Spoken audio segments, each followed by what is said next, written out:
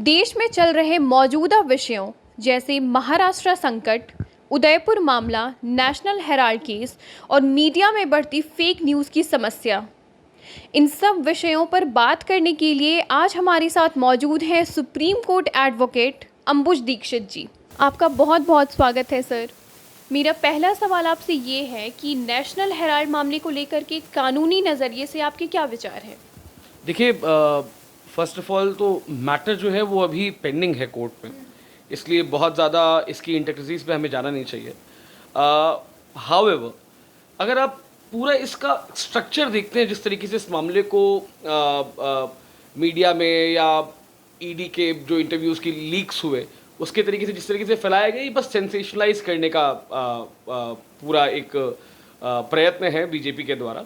Otherwise अगर आप मामले की तह तक जाएं तो आपको ये पता चलेगा। देखिए क्या हुआ, 1937 में कांग्रेस ने एसोसिएटेड जर्नल्स लिमिटेड की स्थापना की, जो नवजीवन, नेशनल हेराल्ड और कौमी खबर, मेरे हिसाब से तीसरा न्यूज़पेपर था उर्दू का, जिनका ये प्रकाशन करता था। इसके बाद धीरे धीरे क्या हुआ कि क्योंकि बहुत ज़्यादा प्रॉफिट मेकिंग एंटिटी नहीं था नेशनल हेराल्ड या फिर एसोसिएटेड जर्नल्स लिमिटेड, इसलिए कांग्रेस ने धीरे धीरे करके नेशनल हेराल्ड को लोन देने चालू किए। वो लोन इसलिए दिए गए ताकि नेशनल हेराल्ड जो न्यूज़पेपर है या नवजीवन जो है या जो भी एसोसिएटेड न्यूज़पेपर्स है, वो न्यूज़पेपर्स अपनी ऑर्गेनाइजेशन को ज़िंदा रख सके, वो अपने एम्प्लॉयज़ को सैलरीज दे सकें, उनके जो ऑपरेशनल खर्चे हैं उनको बियर कर सकें। बट लेटर ऑन क्या होता है कि धीमे धीमे आप नेशनल हेराल्ड जो है वो इन जो डेट है जो कांग्रेस पार्टी दे रही है, बिकॉज कांग्रेस पार्टी को भी कहीं से डोनेशन मिल रहा है जिसको वो डेट के रूप में नेशनल हेराल्ड को दे रही है, तो वो डेट नेशनल हेराल्ड के ऊपर चढ़ता जाता है। 2010 में कांग्रेस पार्टी एक नया कंपनी बनाती, एक नई कंपनी बनाती है सेक्शन 25 कंपनीज एक्ट के अंदर, जो कि नॉन प्रॉफिट मेकिंग कंपनी है, जिसका काम प्रॉफिट कमाना नहीं है। उसके डायरेक्टर्स, जिसमें कि राहुल गांधी जी थे और बहुत सारे लोग उसमें डायरेक्टर्स थे, उनका काम प्रॉफिट कमाना नहीं था। उस कंपनी से किसी भी तरीके से प्रॉफिट नहीं कमाया जा सकता है, और ये कहना कि उससे किसी भी तरीके का प्रॉफिट निकाला गया है वो पूर्णतः असत्य है, क्योंकि जो भी कंपनी की लेन देन होती है वो, अगर मैं बहुत सिंपल सी एक लेमैन की भाषा में आपको समझाऊं, तो वो रजिस्ट्रार ऑफ कंपनीज आरओसी को उसका पूरा ऑडिट जाता है, पूरा कंपनी का क्या लेन देन हुआ, क्या है, बुक्स क्या हैं, बुक्स ऑफ अकाउंट्स क्या हैं। एक कंपनी के बुक्स ऑफ अकाउंट्स जो होते हैं वो पब्लिक डॉक्यूमेंट्स होते हैं, कोई भी उसको इंस्पेक्ट कर सकता है। तो इसलिए ये कहना कि इसमें किसी भी तरीके की धांधली हुई, और अगर धांधली हुई तो आज तक आप पकड़ क्यों नहीं पाए? क्यों आपने 3-4 दिन राहुल गांधी जी को 10-10 घंटे बैठाया और उसके बाद आप किसी निष्कर्ष पे नहीं पहुंच पाए? अगर वो दोषी हैं तो आप उनके खिलाफ एफआईआर करिए, आप उनको पकड़िए, लेकिन क्योंकि कहीं भी किसी भी तरीके से उनका दोष साबित नहीं होता है, किसी भी तरीके से एसोसिएटेड जर्नल्स लिमिटेड और यंग इंडिया और नेशनल हेराल्ड के इस पूरे मामले को लेके कहीं भी ये नहीं कहा जा सकता कि किसी भी तरीके की ब्राइब, घूस या धांधली की गई। इसलिए ये केवल एक ये शेडो फाइटिंग है बीजेपी की, ये जस्ट एक परसेप्शन क्रिएशन है। ये परसेप्शन क्रिएट कर रहे हैं कि कांग्रेस पार्टी या फिर कांग्रेस की जो पहली फैमिली है वो करप्ट है, जो कि सरासर गलत है मेरे हिसाब से। किसी भी तरीके से आपको इस मामले में ये देखने को नहीं मिलता है कि कहीं भी कोई ब्राइब, कोई धांधली, किसी भी तरीके का घोटाला किया गया हो। यंग इंडिया कोई स्कैम करने के लिए कंपनी नहीं बनाई गई थी, it is not a sham company. Young India का बनाए जाने का रीज़न ये था कि नेशनल हेराल्ड का डेट जो है वो यंग इंडिया को ट्रांसफ़र हो जाए, ताकि नेशनल हेराल्ड प्रॉपरली फंक्शन कर सके। That is the whole of it. इसके अलावा इस स्टोरी में कुछ भी नहीं है। जो भी आपको दिखाया जा रहा है वो परसेप्शन क्रिएशन है। कहीं भी आपको ये नहीं दिखता है कि राहुल गांधी जी के ऊपर अरेस्ट करने का कोई भी ये प्रयत्न कर रहे हो, क्योंकि ये अरेस्ट नहीं करना चाहते, ये खाली एक परसेप्शन क्रिएट करना चाहते हैं लोगों के दिमाग में कि राहुल गांधी करप्ट है, जो कि कहीं से भी प्रूव नहीं होता। और हमने आज तक भी देखा है, आपने 2012 में या 2014 में इतने स्कैम्स के आरोप लगाए कांग्रेस पार्टी के ऊपर, कहीं भी आप उसमें राहुल गांधी या सोनिया गांधी जी का नाम नहीं ला पाए। तो आज ये आफ्टर थॉट है सुब्रमण्यम स्वामी का कि वो जानबूझ के केस कर देते हैं, और वो अब केस में शायद जाते भी नहीं हैं। तो ये सब कुछ एक परसेप्शन क्रिएशन है, इसके अलावा कुछ नहीं। तो अब बात करते हैं उदयपुर मामले की। उदयपुर मामले में हमने देखा कि किस तरह से दोनों आरोपियों ने दिन दहाड़े एक व्यक्ति की हत्या कर दी और इसके बाद सोशल मीडिया पर अपना वीडियो डालते हुए प्रधानमंत्री मोदी को भी उन्होंने धमकी दे डाली। तो इस पर कोई धारा लगाई जा सकती है या फिर इस पर कौन सी सज़ा का प्रावधान है? देखिए, प्राइम मिनिस्टर अगर चाहें तो प्राइम मिनिस्टर इस पे अपने खिलाफ जो बातें हुई हैं उस पर डिफेमेशन का केस फाइल कर सकते हैं, but that is something that I don't think he will do. वो नहीं करेंगे। डिफेमेशन का केस उनके बिहाफ पे बहुत सारे लोग फाइल कर सकते हैं, बट वो कोर्ट में मेंटेनेबल नहीं होगा। इसके अलावा अगर हम देखेंगे तो क्रिमिनल इंटिमिडेशन की धारा इंडियन पिनल कोड के अंडर वो लगाई जा सकती है अगर किसी भी तरीके की धमकी दी गई है उन आरोपियों के द्वारा। तो और जिस तरीके की धमकी वहाँ पे दी गई वो बहुत गलत था। किसी भी पार्टी के हों, वो आपके प्रधानमंत्री की पोस्ट पे बैठे हैं, उनकी इज्जत सबको करनी चाहिए। आपका उनसे वैचारिक मतभेद हो सकता है, बट इस तरीके से पर्सनल उनको गाली गलौज करना, इस तरीके से गंदी बातें अपशब्द प्रधानमंत्री के लिए कहना किसी को भी शोभा नहीं देता है। क्रिमिनल इंटिमिडेशन और डिफेमेशन दो ऐसे केसेस हैं जो मेरे हिसाब से मुझे अभी लगता है कि ये फाइल किए जा सकते हैं अगर प्राइम मिनिस्टर को इससे थ्रेटन लगता है तो। और आरोपियों पर कौन कौन सी कार्रवाई की जा सकती है अभी? देखिए, आरोपियों पे तो सबसे पहले 302 इंडियन पिनल कोड का murder, it is murder in cold blood. And जैसा कि राजस्थान सरकार का हमने देखा भी, राजस्थान सरकार ने कहा कि मैटर को फास्ट ट्रैक कोर्ट भेज दिया गया है। फास्ट ट्रैक कोर्ट में प्रोसीडिंग स्टार्ट हो गई हैं और मुझे पूर्ण आशा है कि बहुत जल्दी ही इसमें आपको फैसला देखने को मिलेगा। And I think the state will seek death penalty. मुझे ऐसा लगता है कि फांसी की सज़ा की ही मांग राजस्थान सरकार यहाँ पे करेगी। और इसके अलावा बहुत सारी धाराएं जो लगाई गई हैं उनके ऊपर वो दंगा भड़काने की धाराएं हैं और एक दूसरे धर्म के खिलाफ अपशब्द कहने की धाराएं हैं। इन सारी धाराओं में उनके खिलाफ एफआईआर की जा सकती है और की भी गई। अगर बात करें हम महाराष्ट्र संकट की, तो हमने देखा कि किस तरह से शिवसेना जो है वो दो गुटों में बंट गई। एक एकनाथ शिंदे वाली गुट और दूसरा उद्धव ठाकरे वाली गुट। और दोनों ही नेता शिवसेना पर अपना दावा कर रहे हैं। तो इस मामले में कानून क्या कहता है? देखिए, schedule 10 of the Indian constitution, schedule 10 बात करता है एंटी डिफेक्शन लॉ की। एंटी डिफेक्शन लॉ का मतलब है कि अगर आप किसी एक पार्टी के टिकट से जीत के विधानसभा या फिर लोकसभा में पहुंचते हैं और उसके बाद आप बीच में उस पार्टी को छोड़ के दूसरी पार्टी में सम्मिलित हो जाते हैं, तो आपका एमएलए यानी कि विधायक या एमपी यानी कि सांसद का जो स्टेटस है वो खत्म किया जा सकता है, आपको डिस्क्वालीफाई किया जा सकता है by the speaker of either the legislative assembly और the parliament under schedule 10 of the constitution of India.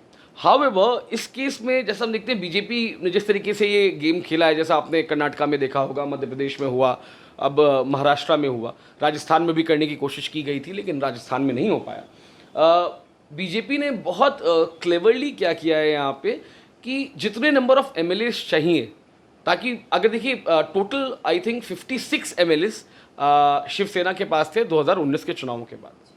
56 में से अगर 30 एमएलए सपोज करिए चले जाते दूसरी पार्टी में, या 30 एमएलए बीजेपी में शामिल हो जाते, तो किसी भी तरीके से एंटी डिफेक्शन लॉ लगता और ये डिस्क्वालीफाई हो जाते।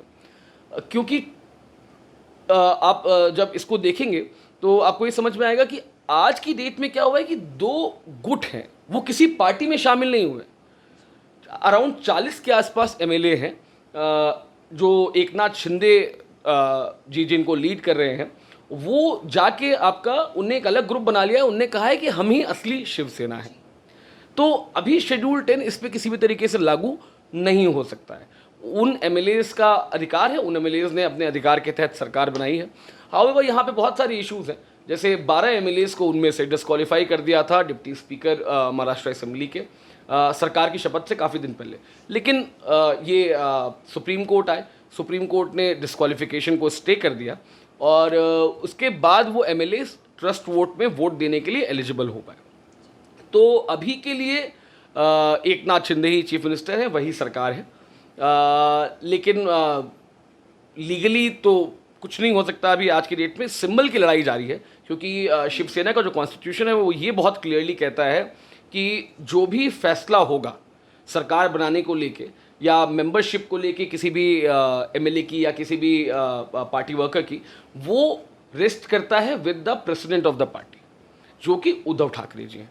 तो अब देखना होगा, काफ़ी इंटरेस्टिंग लड़ाई आगे होने वाली है। सिंबल मेरे हिसाब से आपका उद्धव ठाकरे जी को ही मिलना चाहिए, but it's a long battle ahead. Let's see if they win और इफ दे लूज। ऐसा ही मामला हमने देखा था लोक जनशक्ति पार्टी के मामले में, जब चिराग पासवान और उनके चाचा पाशुपति कुमार पारस दोनों ही पार्टी पर अपना दावा कर रहे थे। तो उस मामले में सुप्रीम कोर्ट ने मालिकाना हक तो पाशुपतिनाथ पारस को दे दिया। बिल्कुल, आपकी बात एकदम सही है। हावेवर दोनों चीज़ें बहुत डिफरेंट हैं, क्योंकि वहाँ पे पशुपतिनाथ पारस या आपके चिराग पासवान सरकार में नहीं थे। यहाँ सरकार की बात है और 12 एमएलएज यहाँ डिस्क्वालीफाई किए जा चुके थे पहले। तो अब ये देखना है कि ये लीगल बैटल किस तरीके से जाती है। वहाँ पे क्लियर दावा था, मैक्सिमम जो रिप्रेजेंटेटिव्स चुने हुए थे वो पारस जी के साथ थे, चिराग पासवान के साथ रिप्रेजेंटेटिव्स कम थे, और कुल मिला के कॉन्स्टिट्यूशन जो था वो दोनों पार्टीज़ का अलग है।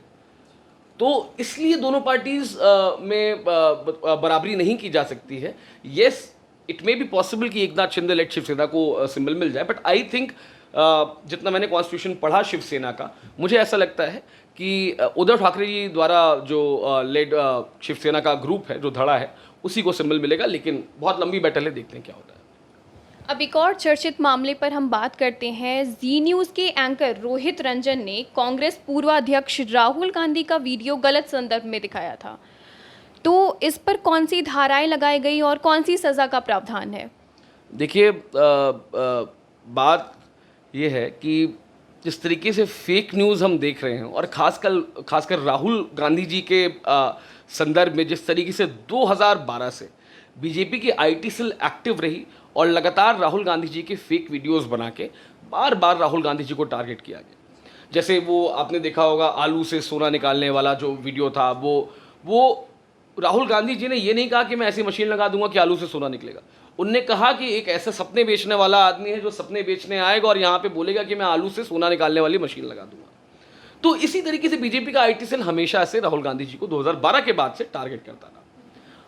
अब सत्ता में आने के बाद ये मैं बहुत गंभीर बात बोल रहा हूँ, परंतु बहुत जिम्मेदारी के साथ बोल रहा हूँ, आज के मैक्सिमम मेन स्ट्रीम चैनल्स, जो न्यूज़ चैनल्स हैं, वो बीजेपी के आईटी सेल हो गए।